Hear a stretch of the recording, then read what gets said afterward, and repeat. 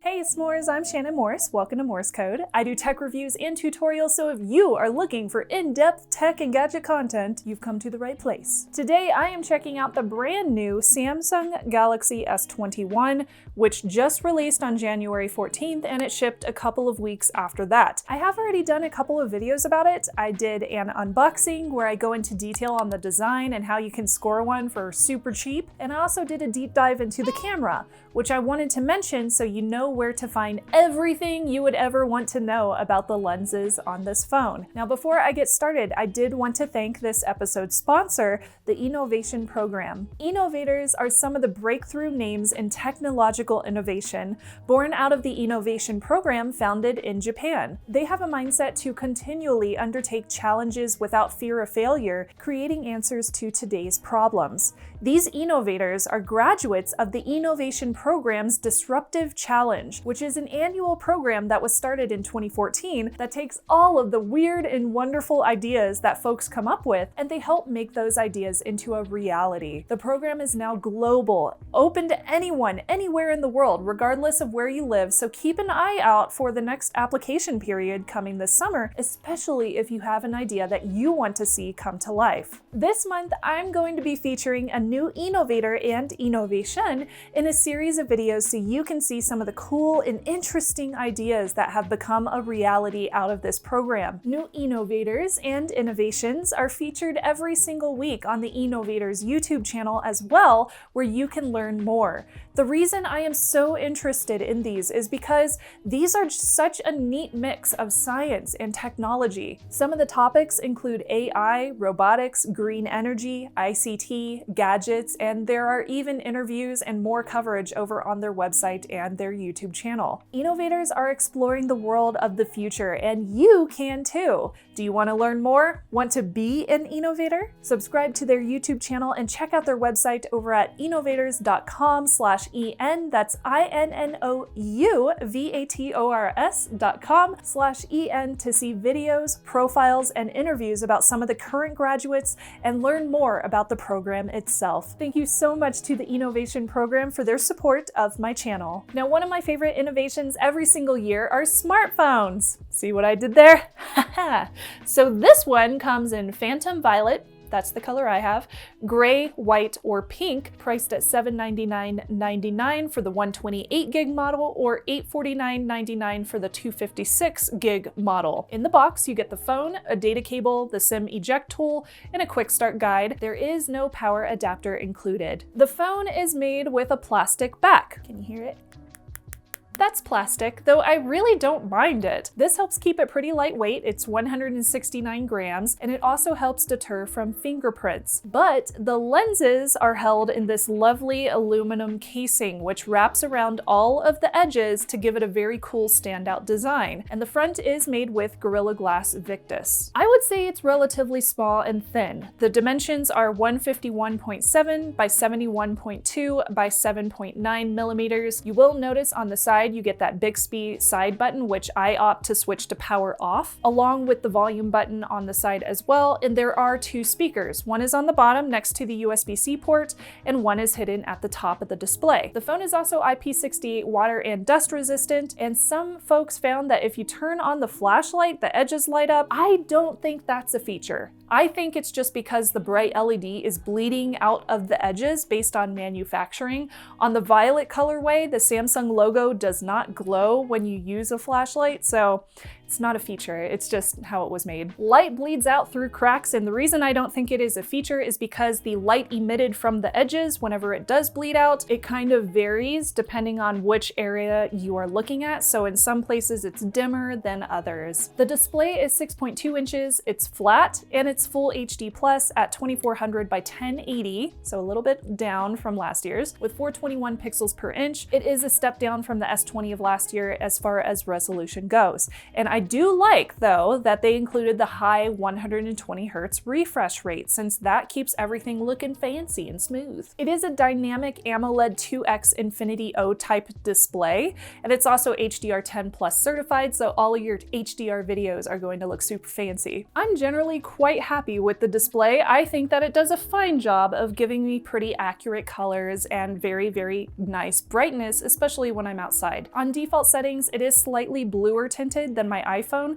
but the S21 also is highly customizable. You have vivids versus natural colors, and you can change the white balance. When I was testing this outside, I had no issues viewing it since the screen can do a max of 1300 nits brightness. The aspect ratio is nothing new, it's 20:9, and the screen size ends up being about 86.06% of the body. You can still do some pretty cool stuff from Samsung with the display, like always on display. So you can add a custom clock, you can add a calendar, you can include widgets for weather and such. I do recommend keeping hide content enabled for the always on display so that no one can see your text notification details when your phone is locked. As mentioned, I did do a deep dive into the cameras, but this is a good overview of some of the examples. The rear sensors include a main camera front and center, which is 12 megapixels, and here are all the details for that. On top is the ultra wide, and then at the bottom of the trio is the telephoto lens. Now you will notice that 1.8 micron pixel size for the main camera is slightly larger, and that pixel size is designed for more light. Also with the telephoto lens, that zoom capability happens because of sensor cropping, but there is no optical magnification. On the front is the selfie lens, and those are the last specs that you see here. The punch hole on this camera is smaller on the new model than the last model, so it is a little bit less obtrusive whenever you are looking at your screen. When it comes to video recording, you can record several different resolutions and frame rates, including Full HD 30 and 60, UHD 30 and 60, and 8K 24. And Super Steady is only available for Full HD 30 and 60. Video can do digital zoom up to 12 times. Now the default camera app has several different features and filters like hyperlapse, which is basically time lapse, and slow mode. There is single take, director's view, panoramas, food and night modes. There's also pro modes for video and photo. You also have your scene optimizer, which is still included, as is face retouching under the filters, but those can be completely turned off. So if you don't want face retouching, you don't have to have it, and that's enabled under those filter settings as well. My deep dive goes into all of the changes and all of the updates for these settings in detail, so check out that video if you haven't already. So generally, videos are slightly oversaturated, but they aren't overexposed. Audio from the mics was generally good, but it did pick up a lot of background noise.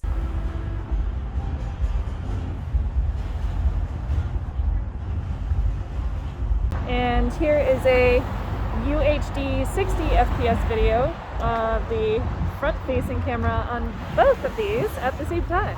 Photos were mostly impressive. I really like the detail, the color balance using these three lenses. The front-facing camera was also quite impressive, giving me excellent exposure, even if the sun was setting behind me, so I was pretty happy with that. The portraits are some of the best ones that I have seen so far. These have gotten far better than last year's model. They do a much better job of determining where my hair should be in focus, and the aperture looks a little bit more natural. Overall, these are some of my favorite portraits that I have seen out of a smartphone in a very long time. The zoom starts getting muddy anywhere above 10 times. Now last year I called this a potato, and I still stand by that opinion. Although the new zoom lock does help with keeping things in focus at 30x, so it's a little bit better. It's a lot better. It's still a potato. Night mode was decent, but not great. I think that I still prefer Pixel's night sight mode over the night mode on the S21, but I will be doing side-by-sides to confirm that thought in an upcoming video. As far as focusing goes, no issues. It's faster at focusing than previous gens, and it did better at focusing on the correct subject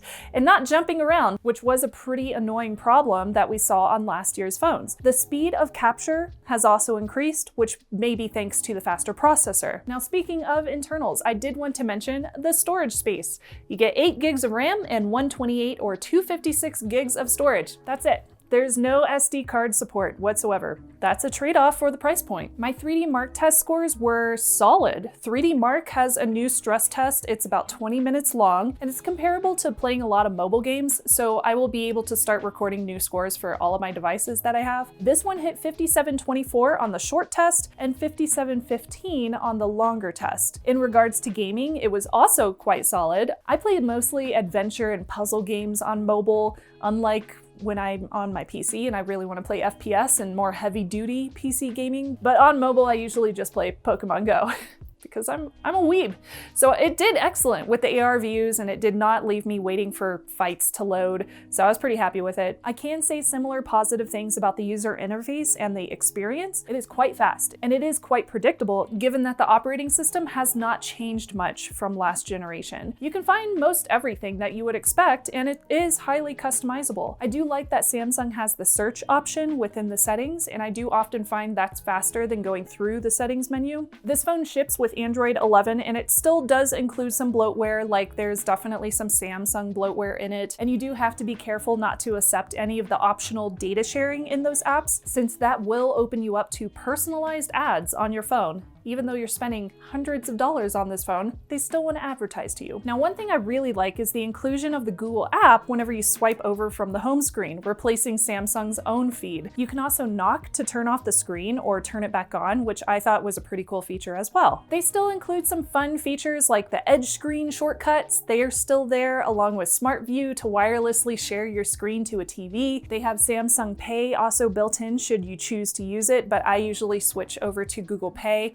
Accessibility is rarely mentioned in reviews, but it is important. Samsung does include high contrast themes, there's a magnifier, there's hearing aid support, and there are also Android's new live transcribe and caption features as well. I also do like the security upgrades that you get with the S21 line. 2D face unlocking, that's still there, along with Qualcomm's new ultrasonic fingerprint sensor Gen 2, which is not only a lot faster, and it isn't as bright, for example, whenever you use this at night, but it also captures a lot more data and it increases accuracy. It's a bigger area, which also means that it brings upgraded security. Speaking of biometrics, they are stored in Samsung Knox. This is the hardware and software security that is built in. It includes kernel protection, Knox Vault, and DEFEX, which stands for Defeat Exploit. This prevents unauthorized apps from changing the system.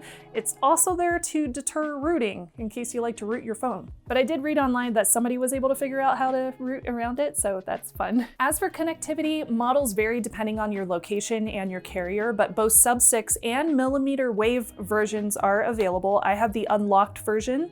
There's also Bluetooth 5.0, Wi-Fi 802.11 up to AX, which means Wi-Fi 6, NFC, and SIM support as well. Now mine supports single SIM, dual and eSIM are also available on certain carriers and certain locations. There is no ultra wideband included on the S21. That is only in the Plus and the Ultra phones. Now ultra wideband can be used to give you better accuracy for location. So if you're using the new Samsung Smart Tags, for example, those will give you better location when you're using them with a Plus or an Ultra compared to the S21. I thought call quality was crystal clear for both myself and the person I was calling, who is always my husband because he's my tester. I also have no issues accessing 5G speeds downtown here in Denver on my Google Fi SIM card. The stereo speakers are made by AKG. They're an excellent audio company. They do support Dolby Atmos. There's no headphone jack, obviously. Speakers are on the top of the display and the bottom rail. They are well balanced, excellent clarity. They do lack some bass, but that's kind of a thing when it comes to smartphones and audio. I am pretty impressed with the battery performance. It's a 4,000 milliampere hour battery, and it supports fast wireless charging 2.0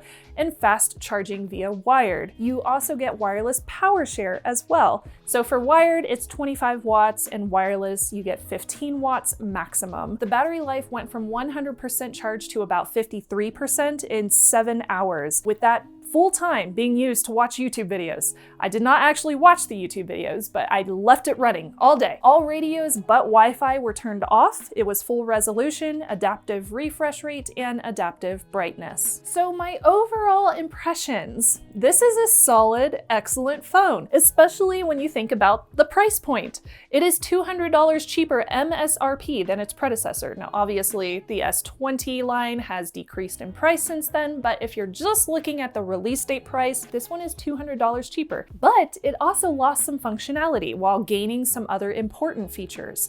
The screen resolution decreased slightly. We don't have expandable storage, and you lose the adapter in the box. But there's also no MST or magnetic secure transmission, which is used for Samsung Pay on traditional non-chip point-of-sale and credit card terminals. And there's also no UWB, which stands for ultra wideband. It's also plastic on the back instead of glass. Now, I don't think any of those are deal breakers for myself, but they may be for you, especially the storage. But you do also get a faster processor in here. It's a Qualcomm Snapdragon 888.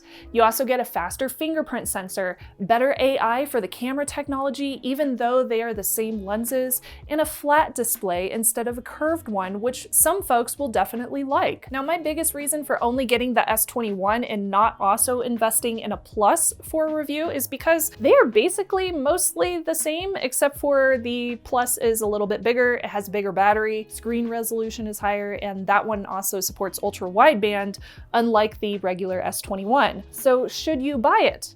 I would say yes if you want to stay under $1,000 in your budget and you want a smaller phone. It's especially a great deal if you have an older phone to trade in or you get one with a carrier instead of unlocked. But this is a wonderful contender for MSRP range between $500 to $1,000. Let me know what you think of the S21. If you are new here, subscribe to become a part of my community. And I did want to thank all of my s'mores for subscribing and watching. I'm Shannon Morse, and I will see you soon.